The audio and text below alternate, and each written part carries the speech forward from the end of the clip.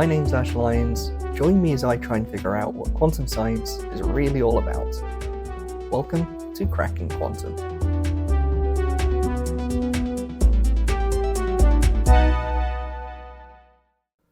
I'm still putting loads of stuff together for the actual, what the shape of the podcast is going to look like towards the public. So any kind of branding, I still don't have a logo that I at least want to put on so that it's recognizable.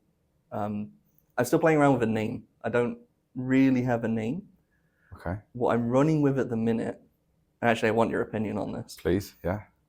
Is Cracking Quantum. Cracking Quantum. Okay. But because it's all about like having a chat and a discussion, let's spell crack C-R-I-C. C-R-A-I-C. C-R-A-I-C, sorry, yeah. Yeah. Okay, look, as an Irishman, I'm a big fan of that sort of thing. Is that cultural appropriation? No, have it. We don't give enough out to the world. No one wants any of our stuff except the crack. Yeah. Crack is all we've got. Yeah, okay. Cracking Quantum. Okay, I like it. Okay, let me simmer that in my brain and see how it feels. I'll say it a few times in my head. Cracking Quantum. Any other options? Any other thoughts? I've had a few that have kind of popped up but have quickly disappeared, either because I've tried looking out there to see if I can kind of snag the name, like domain names and making sure it's not overlapping with anyone else. I had one that I liked because what I want to emphasize is showing like what quantum actually looks like in day to day. Yeah. So I had a name which was Real Quantum, and then I realized that had already been taken by a real estate valuation company for some reason that I don't understand. Yeah. So trying to avoid all these tiny little overlaps, it's impossible. Yeah, no, I get you. What about like really on the nose things like Quantcast and things like that? Do you think about those type of things? A little bit boring to me. It doesn't really stand out, but I mean, it makes sense. I can't really... I was just thinking, it's just an easy one, but no, I think Cracking Quantum, it's a bit quirky, because I guess this is supposed to be a bit fun. Yeah, exactly. You want it to kind of stand... I hate to say it, but you want it to be that little bit clickbaity so that people actually pay attention to it in the first instance. Yeah. Draw them in. That's why you leave the mic running the whole time, just in case someone says something really outrageous. Exactly. Like Glasgow University staff member comes out as XYZ. Well, then I just sell it to newspapers and profit. Okay, so let's get started with an introduction. You are Dr. Jack Brennan. You did your PhD here in Glasgow in the School of Physics and Astronomy. Yep. You're working in which group again? Working in the Materials Condensed Matter Physics group. That's the one. MCMP. And since then, you went on to do a postdoc for a couple of years, or was it a bit more than that? 4 years, about 4 years in the end. Yeah. And that was with Professor Martin Vidas, all around actually building quantum computing components, essentially. Mm-hmm. So, first question, nice and easy. Let's start super simple. How do I build a quantum computer? Yeah, it's good to get the easy ones out of the way. Yeah. Well, you need a few things. I think broadly, I think you need three main things, right? You need your quantum processor. Obviously, a number of ways to do that. You need your qubits, your quantum processor. You need some sort of control system. How do you actually interface with a quantum system? You need some sort of classical interface somewhere. And you need your quantum software, your quantum algorithms that you're actually going to run on it. So if you have those three things, then simple. You have your quantum computer. Easy. Okay. The last one of those, at least, as we're discussing just a few minutes before, one of the last discussions I had was with Oliver Brown, and that was very much on the quantum software, the quantum algorithm side. So that's ticking box 3. Perfect. How do you build the other two? The other two, that's perfect, because that's definitely much more my expertise in the software. Good.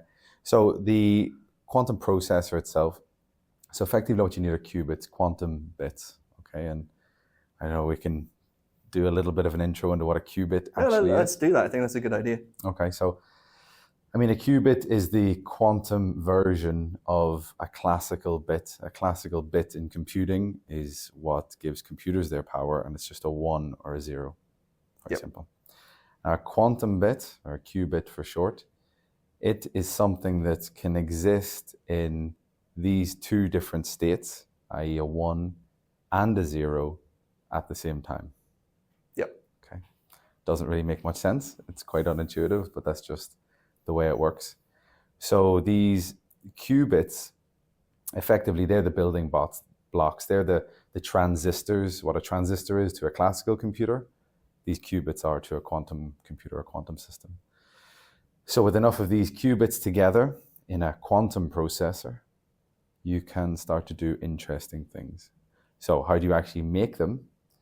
Well, effectively, anything quantum-y, that's a good way of putting it. Anything quantum-y can, in theory, become a qubit. Anything that can exist in this superposition of states of being a 1 and a 0, or an up and a down, or a spinning clockwise, spinning anti-clockwise at the same time, can be turned into a qubit. So there are lots of different ways, and people are looking at lots of different types of qubits.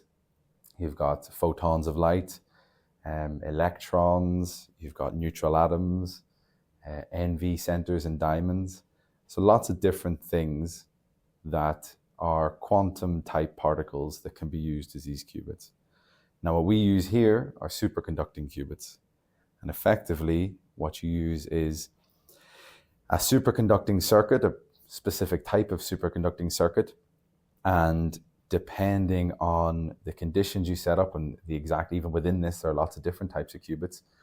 But you can think of, you set up a circuit that can have two distinct states, and when everything is superconducting, and to do that we have to cool it down to just above absolute zero, to about minus 273 degrees Celsius.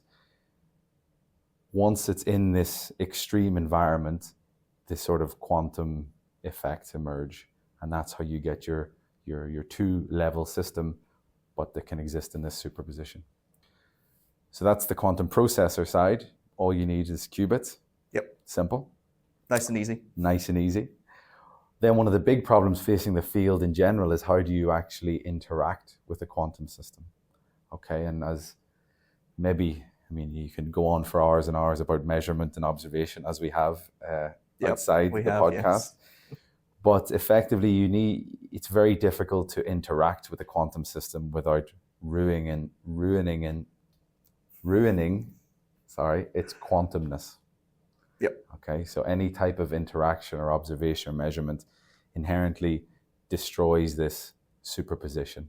It kind of, these wave function collapse, and then terms like this are thrown out to describe that it then only exists in a single state, a 1 or a 0, a spinning right or spinning left, pointing up, pointing down. So how you actually interact with these is very difficult, and there are a number of different ways to do it. So on the physics side, there's a whole physics problem of integrating a classical system with a quantum system. But on the engineering side, one of the big problems is how do we actually scale up these quantum computers? We have to keep ours, and a lot of methods do have to keep them extremely cold. We run our systems at about 10 millikelvin, just above absolute zero. And each qubit, let's say more or less, needs a control line in and a readout line out between the qubit and room temperature. So you need 1,000 qubits. Broadly speaking, you need 2,000 lines. You want 10,000 qubits, where things start to become really interesting. You need 20,000 connections between millikelvin and room temperature.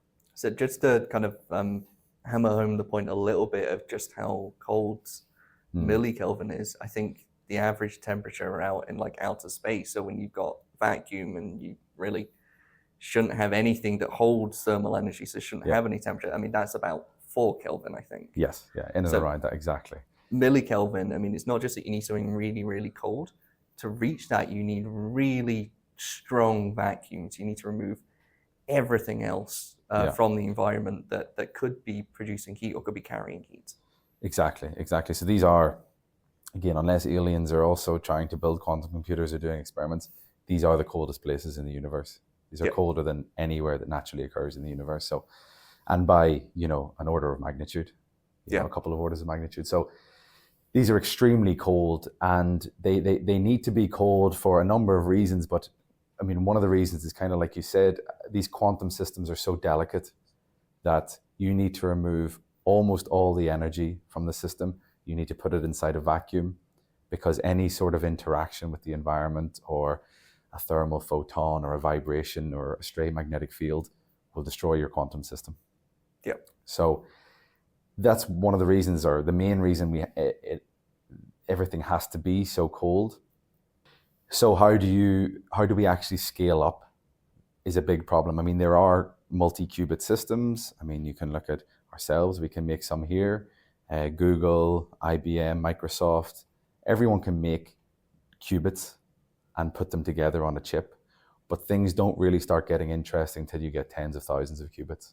Yeah. And that becomes a massive engineering challenge to keep that many qubits cold, extremely cold, and yet still be able to talk to them somehow. And that's where this idea of a control system comes in. And again, there are a number of ways that people are looking at it, but that's the next big engineering challenge for quantum computing. So what is the specific engineering challenge there? Because when you say that you're using superconducting qubits, I mean, these are formed of something that looks like nanowires, right? So they're absolutely tiny. More or less. So space isn't a problem. I mean, you've got, at least for the actual qubits themselves, because you've got all these things sat inside essentially a big fridge to get down to those really cold temperatures, and there's space inside that fridge. Yeah. So where is the main technical challenge? Is it just getting, like you say, that huge number of connections that you need in and out, or is it somewhere else? More or less, it's the connections are, you're right, so the circuits themselves are pretty small. Now, they're not quite nanometer scale, but they're hundreds of nanometers or micrometers. So they're not as small as classical transistors. They're a little bit bigger, but still very small. So yeah, you could fit lots of these, like thousands of these on a chip, and comfortably fit it into the fridge. Yeah, as in the kind of fridges that you have now. Yeah, which we call their DR, dilution refrigerators, they're called. And that's how you get to these extremely cold temperatures. So the engineering challenge is, yes, connecting each of those qubits to the outside world. And each of those wires from millikelvin out to room temperature at about 300 Kelvin, that carries heat. The signals will dissipate heat. And I mean, physically, the size of the fridge you need to have all these wires actually increases. Yeah. So the amount of cooling power you require then massively increases, because instead of keeping, a 3 centimeter squared cubed volume at just above absolute zero, you then have to start to keep, well, maybe is it 100 centimeters cubed? Yeah. Is it going to approach a meter cubed?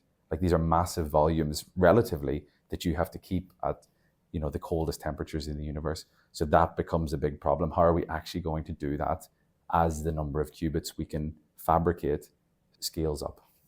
So you mentioned that these are, of course, superconducting qubits. What does that word actually mean? What is a superconductor? Again, it's having a nice, easy question. Yeah. No, it's a good start. So a superconductor effectively carries electrical current with zero resistance. Okay, so if you put a current running through your superconductor, as long as it's superconducting, that current will flow forever and ever and ever.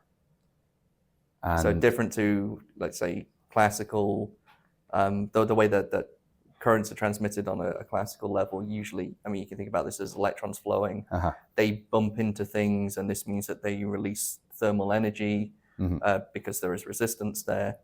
And that causes the current to eventually dissipate and die away. It's not going to go forever. Exactly. And wires heat up because of electrons bumping into the stationary nuclei in the wire, and that heat then is how you dissipate energy in the wire. Okay, it's the reason that voltages have to be massively stepped up when you're transporting electricity across countries, across national grids, so that the current can drop, so that you lose a lot less heat, but you still lose a lot. So superconductors, amazingly efficient at carrying electrons carrying current.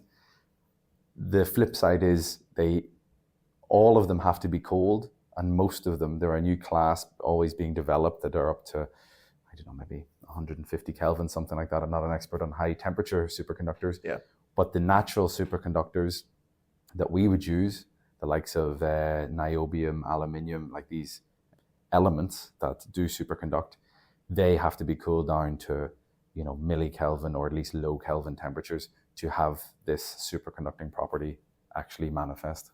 So these higher temperature superconductors, I'm getting from what you're saying that these, because you use the word natural superconductor for the kind of stuff that you do, so these higher temperature ones, these are essentially man-made materials rather than basic elements? Yeah, these are like big, long compounds, like YBCO, like yttrium, beryllium, or barium, copper oxide, these big, long molecules that people are synthesizing that can superconduct, still at what would normally be considered by most people extremely low temperatures, but actually much higher temperatures than you would need for the elements, the individual elements, and sort of easier compounds that superconduct. So why do you need one of these materials to be that cold for it able to be superconducting? Right, now we're getting into the fun part. So how superconductivity actually works is, still slightly debated for some materials, actually, even to this day. Oh, really? As in some of the basic elements that you would use? So there are two different types, and one of the types is, fairly well understood, as well as anything is when you get to this sort of strange world. The other type, again, it's not my expertise for the high TC ones, the high temperature superconductors, but I still think there is debate in the field about exactly what the mechanisms are that are giving this superconductivity. So for our case, what happens is electrons in the material form what are known as Cooper pairs. Okay, once they get cold enough, two electrons will come together to form what is known as a Cooper pair. Now, an electron is a fermion, meaning as a half integer spin when you look at its quantum properties. Okay, like I said, we're going fairly in off the deep end here, but what happens with a fermion is it cannot exist in the same state exactly as another fermion. Okay, you can think of that as it must bump into things. It must bang into things that are around whenever it's trying to move or it's trying to just sit somewhere in the universe. Okay. Now, if it had a full integer spin, it would be known as a boson. And bosons are another very interesting class of fundamental particle, and they can actually exist in the same state as other bosons. So when two electrons, which have half integer spin, come together to form a Cooper pair, that gives them this, I guess you could call it a quasi-particle, which does then have full integer spin. Yep. And this Cooper pair is what carries your supercurrent, and it can pass freely through the material without any resistance, without bumping into things, without losing energy. And that's where your actual supercurrent comes from. Okay, that makes a lot of sense. I think I genuinely understand things about superconductors a little bit better now. So you use these words, fermions and bosons, another way of expressing the same basic idea, because these are, let's say, the two classes of fundamental particles that we have. So fermions are essentially matter particles, if we want to think about them this way. And exactly like you said, two fermions cannot be same place, same time with the same quantum properties. In other words, they always have to be different in some way. Whereas bosons, it's the opposite. They can be same place, same time, have all of the same properties. You can pack your bosons in as much as you like, and they'll just do whatever. They'll behave as they usually do. And they tend to be our massless particles, our non-matter particles, our energy carriers, basically. Yeah, so I work with optics, like, I use photons all the time. That's a boson. It's something which is carrying energy but isn't carrying matter, if we want to phrase it that way. So these Cooper pairs essentially collectively it acts like bosons, so Yes. that together they can be same place, same time, which means that they're not hitting things, and that's where the lack of resistance comes from. Exactly, yeah. Huh, that's a really interesting way of putting it. And Well, I hadn't thought about it much before this either, so yeah. it's kind of funny Came how off the top of my head. you sort of look over things that you use every day without thinking about them too much. Literally, exactly that. Yeah, I haven't probably described this out loud, I mean, maybe ever, because you just work with people in the superconducting group and you all just kind of go, oh, it's superconductor, move on. So it's good exercise to actually have to try and explain it every so often, you know. That's one of the things I'm really enjoying about these conversations that I've had so far, is it gives you an opportunity to revisit some of these basic properties that we take for granted and we don't usually think about, and actually start thinking about, well, what does it mean? How do I interpret it? How do I phrase it in a way that someone who is a non-specialist is going to understand? Yeah. Because that's, I mean, a scientist is a valuable skill for us to have. Absolutely. It's an important skill that, we should all really strive for. You know, it's particularly in quantum, as we've had many chats before, that we're not very good at, as a field, at explaining things well, and we should be, because it's important. So coming back to some more of the actual science, you have basically painted the picture that using the superconducting qubits is really, really hard and presents some major technical challenges. And as we just said, I mean, I come from an optics background, so I use photons. And generating a photon qubit, although I tend not to think of them as qubits because I'm not in the computing world, but it's the kind of quantum states that I use are essentially qubits. Generating those is so much easier in terms of the actual the actual physical apparatus that you need to do this. It amounts to, you take a laser, you point it into a crystal, and obviously the science behind that is way more complicated. But physically, that's how you do it, and everything is at room temperature, and you don't need to worry. So why the hell are you going to all of the effort to use superconducting qubits when I've got some perfectly good photons in my lab? I know. Look, I've asked myself that as many a day as I sit in the lab crying, trying to make things work. I mean, there's a number of reasons. There's a number of benefits and disadvantages to each type of qubit that people are looking out for computing. The superconducting qubits are almost certainly the most mature qubit technology we have, and that's perhaps a self-fulfilling prophecy, as it's been backed heavily by the likes of Google. So they are, let me choose my words carefully, relatively easy to manufacture, I would say. Relatively. I mean, again, in comparison to what we can do with classical silicon or semiconductor computers, which is really like unbelievable, like an unbelievable achievement of humanity to be able to manufacture these things with, like, I think they're down to 4 or 5 nanometer gate distances in transistors. Like it's unbelievable, and the complexity is truly phenomenal. Ours are a lot bigger and a lot less complicated in many ways. I mean, before the fabrication team in my group hear this and get angry, there are definitely issues, because it's kind of working with these superconductors is not as easy. It's not as well established as working with silicon and semiconductors that we've been using for decades. So there's definitely challenges there, but in theory, actually manufacturing the qubit chips is not incredibly difficult. On the photon side, yes, turning a photon into a qubit is a relatively straightforward thing to do, but turning many photons into many qubits that all interact with each other in the way that a quantum processor would need to is extremely difficult. That photon-photon interaction is, I mean, you'd be more of an expert in that than me, but it's a very difficult thing to do. So yes, we have the engineering challenges of having to cool everything down and trying to, talk to every qubit and talk to your processor at vastly different temperature scales. But at least once you build a quantum chip, you can start to have this qubit-qubit connectivity. Another word we might talk about is entanglement. But on a photon side, you could do it in room temperature with on a high school lab bench. You could effectively turn a photon into a qubit with reasonable equipment, but actually turning that into a quantum processor becomes a very, very difficult challenge.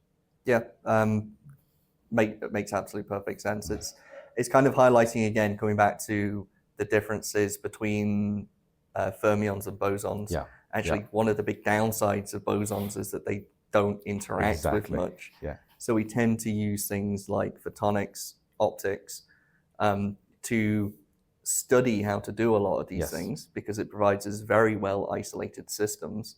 But the downside of it being isolated is, again, it doesn't interact with much. So you can't use it for... You can't scale up very well. Yeah, yeah.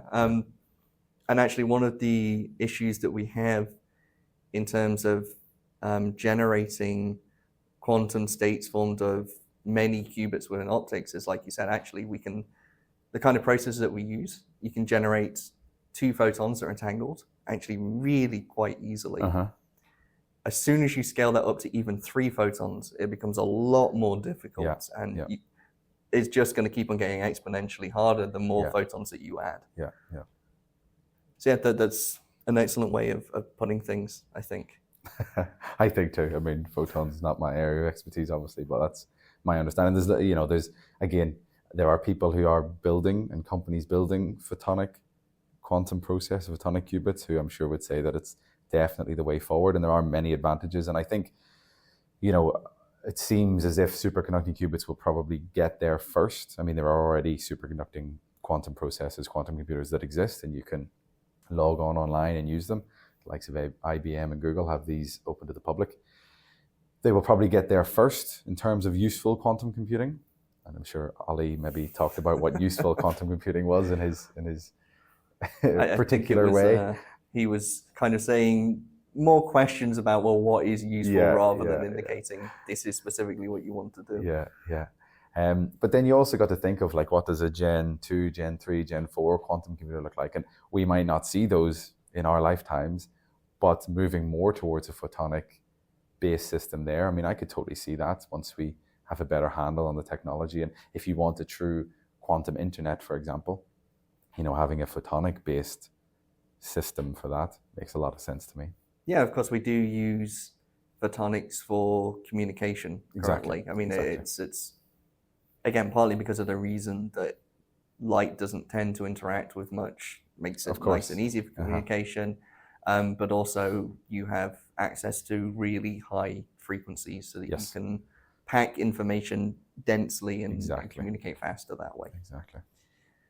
There was another question that came up that I have completely forgotten. So let me ask something a little bit different and see if I can remember it in the meantime. I've been asking the same question to everybody so far and got some really interesting answers. What's your favorite random science fact? Oh, yeah. Yes, I did remind myself to look at some interesting science facts, and then just got lost down a rabbit hole a few days ago, or about a week ago. And then I forgot to really remember some good ones. Oh, what's just jumped into my head? I'll just start talking and see what comes out. As any good podcast host loves to hear. How it works, right? What's kind of been interesting to me recently, I guess it's not even really a science fact, but I was trying to explain it to some family members recently, was sort of the idea of numbers and exponential growth, and how numbers are much bigger than people think they are. An example I like, which is quite fun, is, how many, when you fold a sheet of paper. Yeah. Okay, right. So you start off with a normal sheet of paper. I think it's like less than 0.5 millimeter thick or something. It's very, very thin. But obviously every time you fold it, its thickness doubles. Yeah. Okay. So 42 folds of a normal sheet of paper would get you to the moon. It's crazy. I've heard that, I don't know how many times, but I've never, it's so hard to understand what literally that actually means. And I was just trying to explain this to some family, and I mean, they just didn't really believe me. They were like, no. And I said, well, that's the right answer, but yes, it is true. And then even the thought of, well, if 42 folds gets you to the moon, how many folds get you halfway to the moon? And the answer, of course, is 41. Yeah, of course. But that's very hard for people generally to conceptualize. And so I get fascinated by these sort of easy number problems. You know, there's like the birthday problem, or one that I like is a deck of cards. The number of unique shuffles possible in a deck of cards means that if you pick up a deck of cards and you give it a shuffle, it is almost certain that that shuffle has never ever been seen before and will never ever be seen again.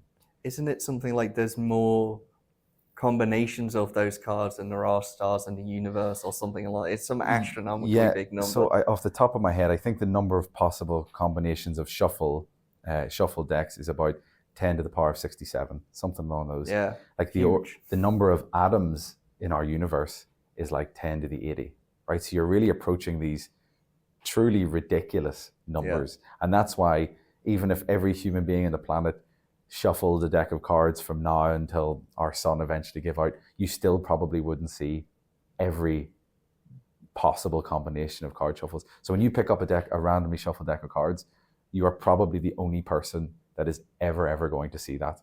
And that doesn't make sense in my head. Yeah. But it's just this idea that numbers are off, and you know how, I guess it's sort of like an exponential growth. These things just get out of hand so quickly, and that always fascinates me. And we're used to using such crazy numbers within our day-to-day lives as scientists that it's hard to always bear in mind just what those numbers physically mean. Yeah.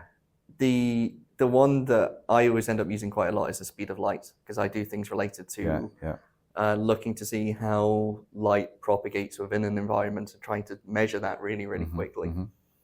So that ultimate speed within the universe, as fast as anything can go, 300 million meters per second. Yeah. But when you boil that down into, well, what would that mean to something that I could see on kind of like the scale that I typically look at? Because obviously 300 million meters is crazy big. That translates to around a foot, so 30 centimeters within a nanosecond. So that's 1 billionth of a second. That's how quick a photon is going to move from 0 to 30 centimeters. It's crazy fast. Yeah, we just deal with this every day without thinking about it. Without thinking about how unfathomable that these numbers or these scales really are. Yeah, it's amazing. Well, I think that's a good note to end it on. So thank you for your time, Jack. It's been great. Thank you very much.